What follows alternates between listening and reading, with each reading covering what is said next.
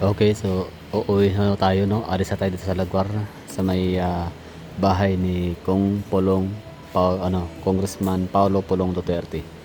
So itong bahay niya sa Catalan Grande ay isa rin to sa Catalonan Grande, sa barangay, barangay Catalonan Grande. So isa to sa binabantayan ng mga taga Davao City na just in case papasok dito or maghahalughob itong grupo ni General Torre, is marami din sila dito na willing magbantay, like magmanman, no, para i-dokumenta ang ginagawang search operation or paghahaluggob, no, pagre-raid nila sa mga bahay ng mga Duterte. So isa ito, no, binabantayan ang bahay ni Kong Paulo Duterte. So bakit ba anong meron kay Kong Paulo Duterte, bakit kailangan i-raid ang kanyang bahay, no?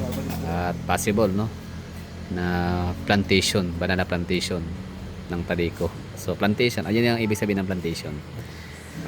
So kasi bakit? Kasi once na kahit pa ma-impeach kasi si BP Sara, andyan pa rin ang dalawang Duterte na eligible for presidential position. Pwedeng tumakbo sa 2028. So it's Mayor Sebastian Duterte tsaka Kong Pulong Duterte.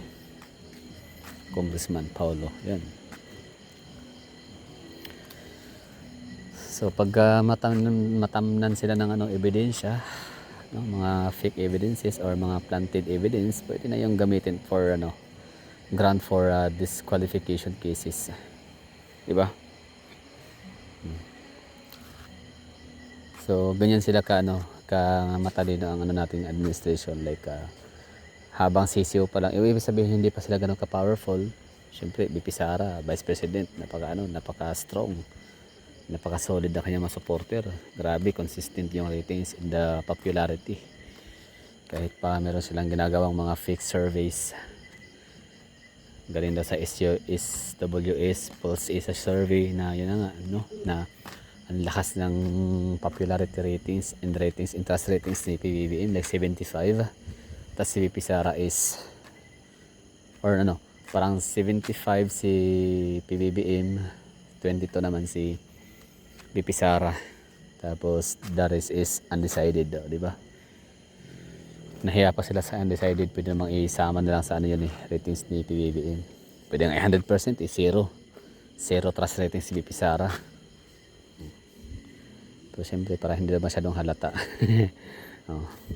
So yun napaka-strong ng support. Grabe ang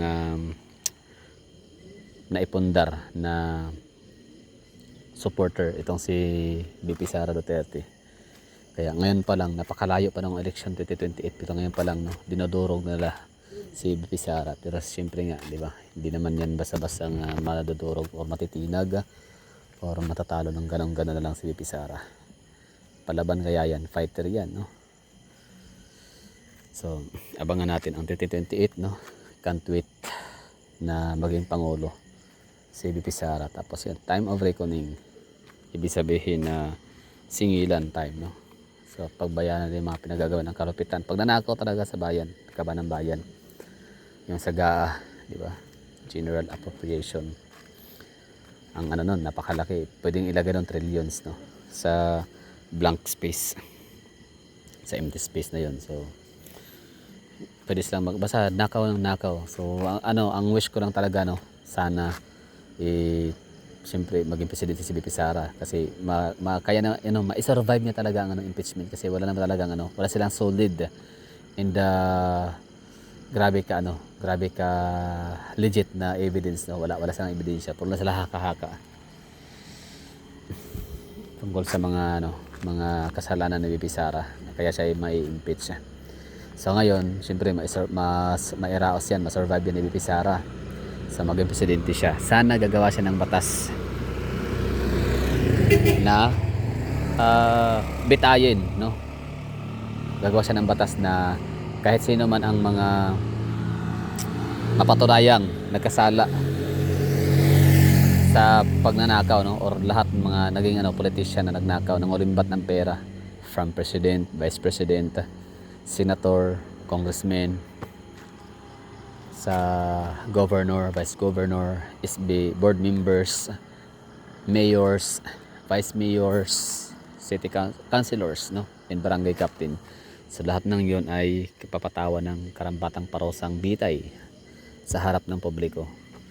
So siguro manginginig, no, itong mga taga House of Congress kasi sila yung pinakamaraming mamamatay, ano, sila ang may pinakamaraming porsyon na mababawasan talaga ang, ano, yung bilang. Ibig sabihin yan, bibitayin sa harapan kasi ano grabe na yung pagnanakaw ng mga, ano, yung mga kongresista natin. Mantahin mo, di ba? Magkano ba sahod? Malaki, yes, ang ano, 200 plus thousand na monthly salary ng mga representative natin, pero hindi siya enough para makabili ka na lang basta-basta ng mga Patek, mga Gucci, mga Louis Vuitton, Chanel, di ba? Mga Burberry, mga Balenciaga. Hindi ka makakabili ng gano, ng ganyang mga luxury items ng basta-basta na lamang kung ang sahod mo is 200,000 lang, no, monthly. So kailangan mo maging tycoon, kailangan mo maging, ano, magiging elitista, oligarch para lang makabili ka ng mga ganyang bagay na akala mo barya-barya lang. May mga artista van pa, may mga ano pa, may mga private jet at saka ano, mga chopper. So grabe.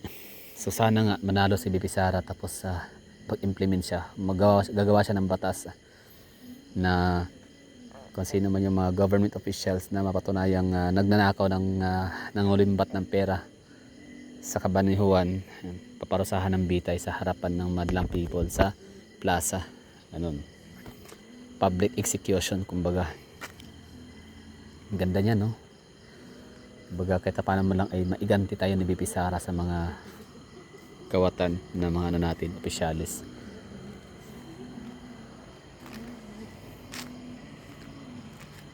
So ano sa tingin nyo? Agree ba kayo doon? So yun, sino ba ang ano, pwede masampulan dyan kaagad, no? Si President Marcos. Siyempre that time ano na siya, magiging ex na. Yan, so hanap lang ang ano daw, Pequeño. So di na alam kung saan. Barangay Pequeño. Ako naman ang Katalunan Pequeño is ano yun, bandang bago Mintal. Pwede baka dito, ano. Nakalimutan ko na kasi nabago ngayon landscape gaya nito. For example, di naman to simentado nung araw. Parang rough road lang to dito, tapos wala nang bahayan sa unahan. So ngayon takunan daw to diretso. Sige lang minsan, no, mamamasyal tayo sa lugar na to dito, magbablog tayo. Papalipad tayo ng ano, ng view ng drone somewhere nang makita naman natin yung topography ng lugar at yung ano, mga perspective ng area. Anyway, so balikan ho natin yung topic, no. So ano sa tingin niyo, no? Papayag ba kayo noon na magkakaroon ng public execution para sa mga corrupt government official, mga kawatan ng ulimbat ng salapi, di ba? Iimbestigahan, no, salin ganon, paano sila nagkaroon ng limpak-limpak na salapi, nakabili ng mga guyard, nakala mo barya-barya na lang, no? Estila Gimpo, for example, si Estila Kimbo, public school teacher siya dati, tapos naging ano siya, naging fashion icon. Dinaig niya si ano, heart evangelista siya, ano, si Marian Rivera. Sana all. Dati naka-tricycle, ngayon ay naka-artista van. So ito yung ano ito yung update dito sa bahay ni Kong Pulong Duterte. So isa sa pinabantayan ng mga Dabawenyo.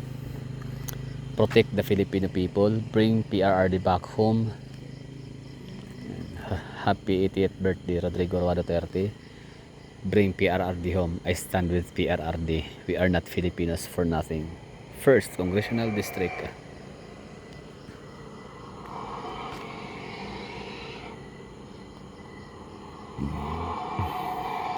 So yun lang siguro yung ano natin dito, yung latest update vlog. So thank you for watching. Yun lang nga, at uwi na tayo at nang makatulog na, pero syempre daan muna tayo sa bahay ni Tatay Digong. So yan yung mga tao natutulog, I mean papahinga lang, no.